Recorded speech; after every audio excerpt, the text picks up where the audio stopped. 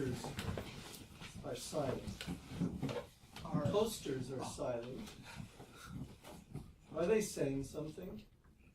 Are they experiencing something? Or is it not the silence in the first place? Obviously, if you don't answer my question, that silence will mean something. Obviously, while you were talking, I was being silent and something was going on in my head. But I don't know any other options than those two. My first response is you obviously have a better toaster than I do.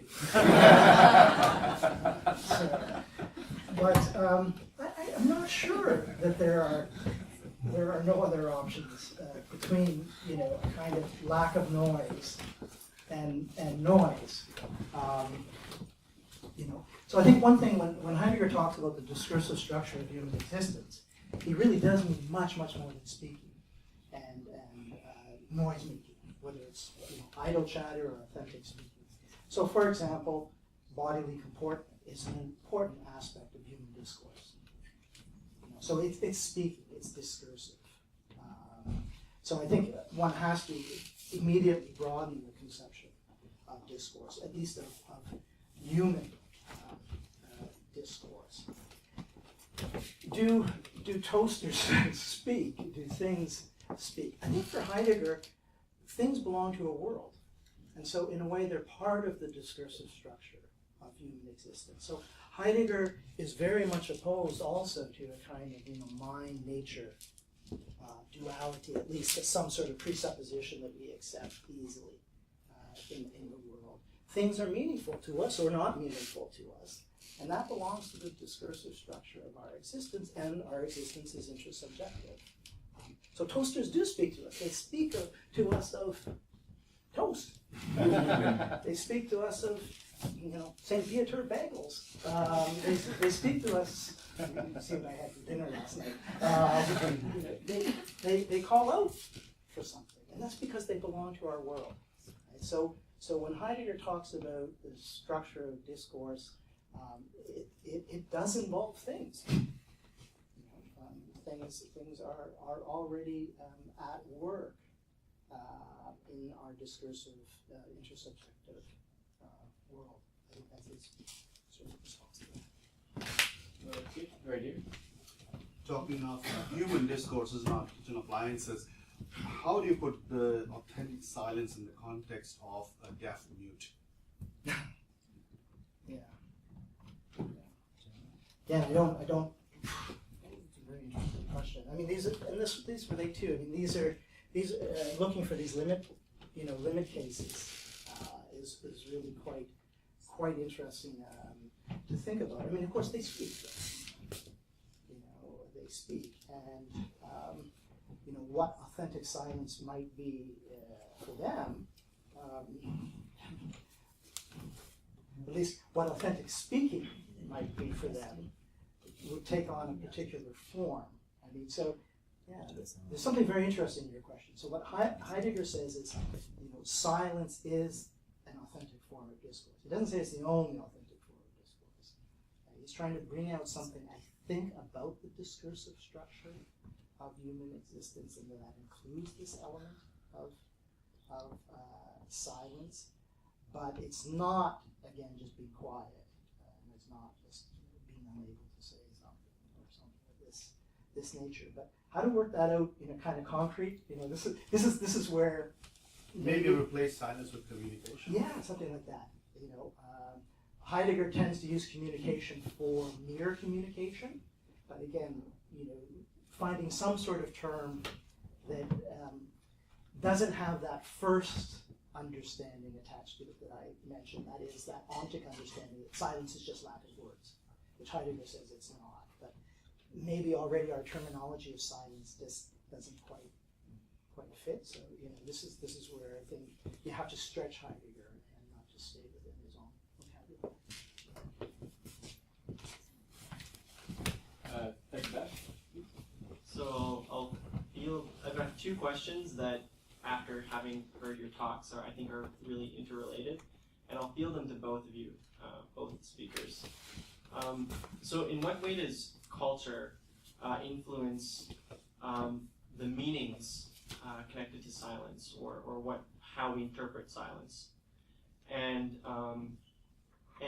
maybe if you could give some examples of how different cultures view silence differently or treat silence differently. But my second question is, in what way does language limit or constrain our ability to communicate the understandings available to us through silence or meditative practice? And in what other ways can we communicate?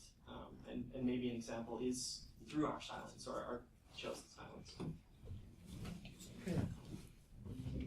As a spiritual person, Buddhist monk, often have lots of dialogues with monks from other traditions, especially the Benedictines, talking about their ideas of silence, which is culturally different from the Buddhist idea of silence. Their idea of silence in prayer is they are still thinking, they're still verbalizing their prayers, and sometimes that verbalization goes on and on and on, like a mantra, which they keep on repeating to themselves.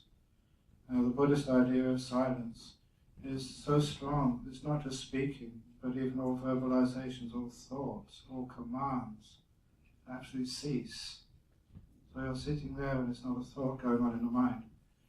The Buddhist meditation, it makes an image for thoughts as waves on the surface of a lake. And the purpose of Buddhist meditation is to allow that lake to become so still there's not even a wave on the surface, not a perturbation, which is thinking going on in the human mind. And that is what we call silence. Inside, outside, nothing moving at all. And again, when that is silent, many things vanish. And it's the vanishing is where we find truth of things. But this is another little simile, just why we have that silence. Is that simile of a tadpole of a frog. Tadpole born in the water, raised in the water. There's no way in the world that a tadpole can understand the nature of water, no more than a fish can. But the difference between a tadpole and a fish is a tadpole one day becomes a frog and jumps out of the water. And can you imagine a tadpole jumping out of the water for the first time? Experiencing something it's never experienced ever before, the absence of water. And only now can the tadpole understand what water is, by its absence. So silence has a purpose. It's a disappearing. And it's only when things disappear we understand what they truly are. So that's different cultures, different ideas of the meaning of silence. Would you like to go on to that? I'll just quickly say something. It's a really complicated question. Again, I think other people, I think this kind of cross-cultural analysis is really useful in breaking through certain narrow conceptions of any sort of philosophical approach or viewpoint. So I think this is something that just should be done, and that's a valuable research project. In that sense, it doesn't surprise me at all that there are different cultural conceptions of silence. But I think this leads to the second question, and you talked about language as this limit. And I guess on a strict Heideggerian basis, Heidegger is going to say something slightly different than that. I mean, language is a condition of possibility for him that includes silence. So that language is not some sort of veil, though it can be. So he has all these negative comments on idle chatter. So it sounds like language is just something that can take off on itself and is in a certain sense superficial, and in that sense could easily block access to reality. But I think Heidegger is much more, he thinks we're discursive through and through. And so it would be impossible for him to, I think, to have the view that language limits. That doesn't mean language always delivers. But somehow in its not delivering, it tells us something about ourselves. So one of, as you know, Derek, another form of authentic discourse for Heidegger is poetry. So poetry transforms language, and it breaks language. So it breaks our average everyday language, but it also opens it up in a particular way. Sometimes our speaking is most effective, perhaps, most affective. We most feel ourselves as linguistic beings when we can't speak. This is one thing. When you really want to say something to someone, that is what you really want to say, and you're struggling for the words. You're trying to find the words, but this is not to view language as an impediment. It is somehow revealing of a particular form of intersubjectivity, rather than just some sort of veil. And I just wanted to say, I'm curious, you make this distinction between idle chatter and authentic communication. But I wonder if that has more to do with the listener than it does the speaker. And I wonder, touching on what Ajahn Brahm said about true mental silence, maybe being a truly silent listener is what gives you access to the authenticity of what's being said. Exactly. I was silent when I was listening to you, so I can understand what you meant. Because you say that it's not just the words, it's the body language intonations which convey the meaning. And so if you're not silent, you're interrupting what you're trying to say to me. But also you're listening to yourself when you're silent inside. You're having a discourse with yourself, which is authentic when you're silent. And especially when you're totally silent, you're having a discourse with reality. When you're listening to the world, rather than talking back at her all the time. The other thing with language, we call language as a signpost. I've seen many signposts over here say, toilets. And if you urinate on a toilet, you'll get fined by the police in Montreal. It's pointing to something. You don't urinate on the sign. You go to where it's pointing, and that's what language is. They're signposts, and sometimes people don't even stop long enough to listen to the meaning of the word and follow it. They just appear on the post. Just a question: would it be true to say that the fact that you identify silence as authentic communication in some way, that when you are silent, that you are more likely to find the significant events when they happen, when there's idle chatter, you get that those events tend to get lost. Can you comment on one of you? I think I can comment on that in a way that's quite interesting. I enjoyed this presentation so much because Ajahn talked about things disappearing. So that I think part of it is a sort of loss of a certain type of appearance of things. I think phenomenology, and I don't know how contradistinctive this is, certainly agrees with that there's a way in which an average everyday givenness of things and what someone like Husserl would just call naive objectivism disappears with this adoption of a phenomenological attitude. I think that was really emphasized in this particular talk. However, I think what phenomenology does stress also is that other things appear. So there's an appearance in silence of something like ourselves as linguistic beings. So for the first time, we listen to ourselves. Our words break. To paraphrase T.S. Eliot, this is something that happens in poetry. Words break, and in that breaking, it's not just seeing language as an impediment, but seeing ourselves as linguistic beings for the first time. So something new appears. There's a new type of appearance, I think, that takes place. Would you say deja vu and dreams are manifestations of consciousnesses? It's a lot of time deja vu. It's not actually seeing something which you've experienced in the past. It's just a trick of consciousness. It's a psychology condition. You haven't been there before. The place hasn't existed before, but it feels like you have. So that is just a bit of a deceit of the conscious processes. Again, with dreams, sometimes you have many dreams. But when something happens, you refer it to the dream. Now, are you sort of creating the dream, or did the dream create the reality in the future? A lot of the time is you're just making connections in this present moment to a dream in the past. You're making up the similarities.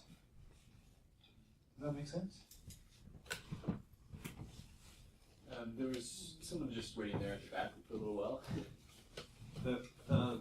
I was wondering, for the examples you gave of people which are experiencing consciousness without any EEG or any type of activity, I was wondering if you personally think, or there is any research on other types of activity they are exhibiting, or if there is any way to measure this consciousness they are experiencing, or if it's something that you think is completely undiscovered by science, in which case would it be possible to physically see, or is it just something abstract? Again, even measuring consciousness, there has to be another consciousness which measures the consciousness through the intermediary machine. So the measurement process is always a bit sus. So the only examples which I know which can be measurable is someone in a deep meditation under an ECG and EEG. And that is very rare. And obviously there has been a lot of research into NPEs. There's a lot of people in that field right now who take the opportunity, when somebody is in a very so-called unconscious state, measuring sort of that the brain is not active, but giving them tests on what happened. Can you recall what happened? Can you recall the test which we did? And making sure there's no other way that they could gain that information, recording it for its authenticity, and just confirming that what they said happened, what they said they saw actually did happen. Making sure that the machines which they have are just so strong, like they did one experiment in Colorado Springs, where they said if one neuron fired in the brain, they'd be able to detect it. No neurons did fire, and the person had clear recall of all the conversations and procedures which happened at the time that no neurons were firing. There's pretty strong evidence. And the other ones is, which is weird, there has been a lot of evidence, a lot of research done on past lives, memories. And it's not that hard to make sure that that evidence is accurate, and number two, that evidence could not have been gained in any other way. When you fulfill those two criteria, Occam's razor means there's only one solution, the obvious one. They're contacting a previous life. Now, one thing with science, I'm just going to go off on this a bit more, is they say the problem is, how does that work? And that is bad science, because even something as fundamental as the law of gravity, no physicist knows how gravity works. They just know it does work, and that's why they accept it. The process whereby the sun sends information over 8 minutes to planet Earth so that we revolve around the sun. No one knows how that information is transferred from the sun to planet Earth. No gravity waves have ever been found. No gravitons, gravitational particles have been found. No messengers, no postmen have ever been found. But we all accept that it exists. So you cannot deny a theory because you don't know how it works. You know it does, because the evidence is compelling.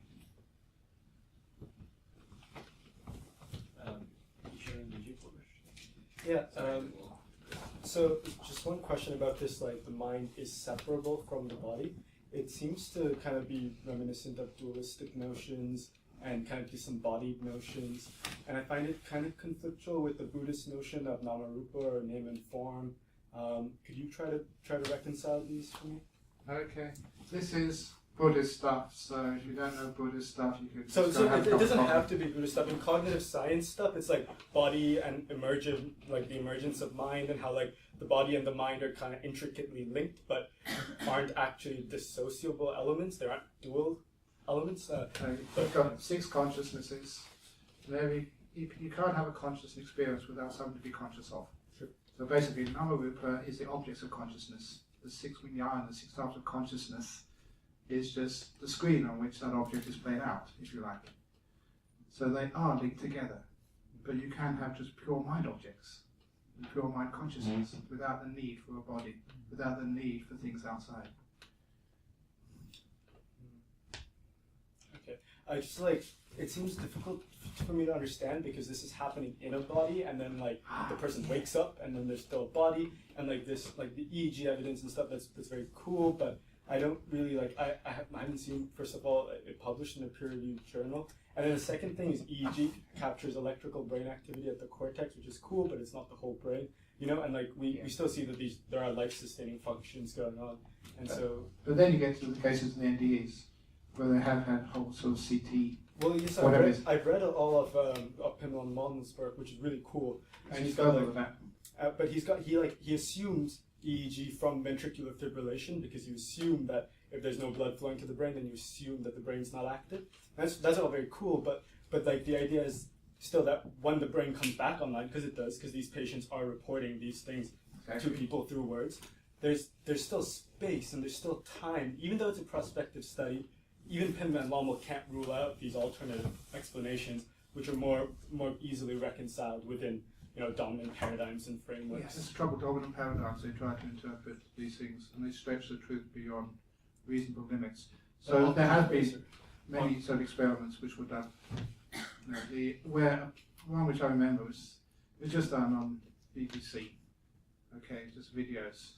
So it's right there. It's not in a journal, but it's on sort of YouTube. Person with an aneurysm at the base of their brain. Only way they could treat it was one of the first cases of cryogenic freezing. To be able to freeze the whole body to such a low temperature, to take the brain out and get at the stem to actually fix up the aneurysm.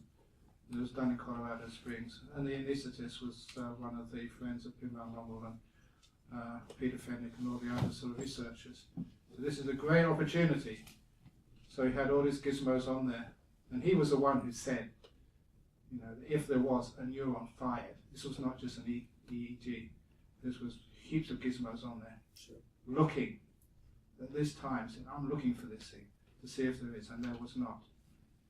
You know, this was a long operation, not just for 5 minutes.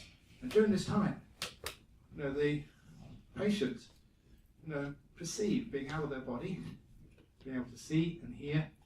And of course they were looking for this, so they recorded everything, what had happened, and she had accurate recall. Not just the one thing, hundreds of separate provable or disprovable events which happened. This is a published case study? Oh, it's on the BBC, I don't know if people have published it. I'm sure that if you look for it. Because it's fascinating. Yeah, like, if you you look imagine that Fenwick, evidence is compelling. Yeah, because the person who was against this in Oxford, what was her name? Susan Blackmore, yeah. Okay. She had to give in, said this, I can't explain this.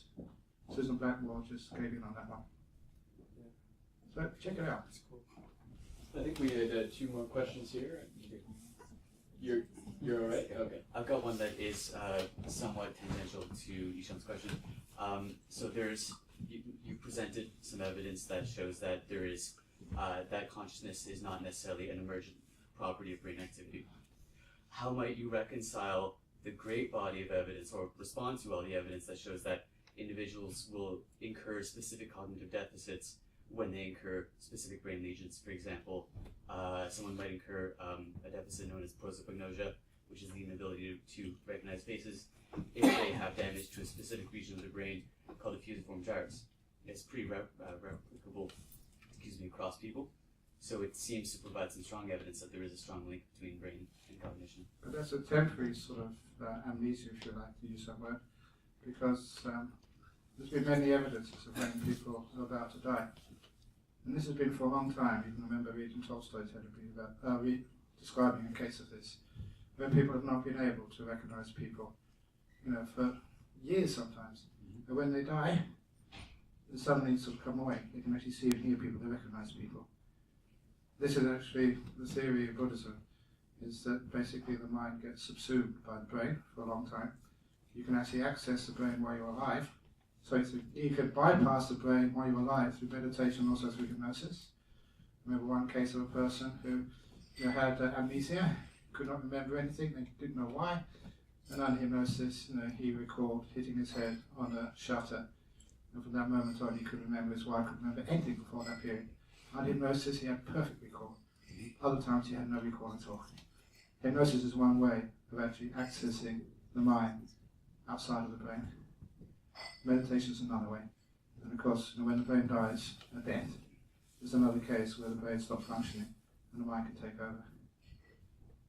There's a nice case which was recorded in a great scientific journal, Time magazine, written by a doctor, who was treating someone with a tumour on the brain, growing. It was a very aggressive tumour, but you can actually tell what happens as the tumour takes over the brain, losing all the bodily functions and every other function. They could actually predict pretty much to the hour when he would die. So all the family were around. The tumour had sort of stopped all functions. He was in a coma. But with all the family around, 15 minutes before he died, he opened his eyes, bent up and had a conversation with everybody in the family. The doctor saw that, the family saw that. It was real, but it shouldn't happen. So it seems that the disability of the mind is subsumed by the brain. But when the brain either has gets to the death experience, or goes through meditation, or goes through hypnosis, you can actually bypass the brain. And all those impediments which seem to impair consciousness, you can bypass and have full consciousness.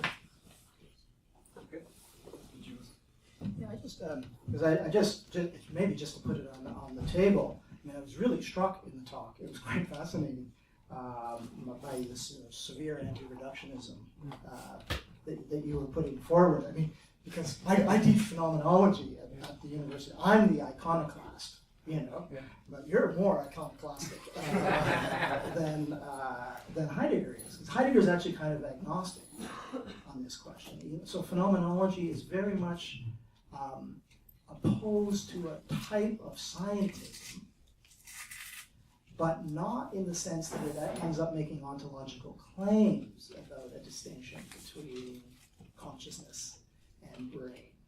It simply wants to draw attention to the fact that our discursive praxes about brains and consciousness tend to be precisely this kind of ingrained reductionistic or naturalistic approach, but actually abstains a little bit, and some people say this is fence sitting, in phenomenology, abstains from making some sort of claim that they are therefore distinct. It's just that our phenomenological evidence, what we have phenomenological access to, is our discursive praxis about brains and consciousness. That we can look at.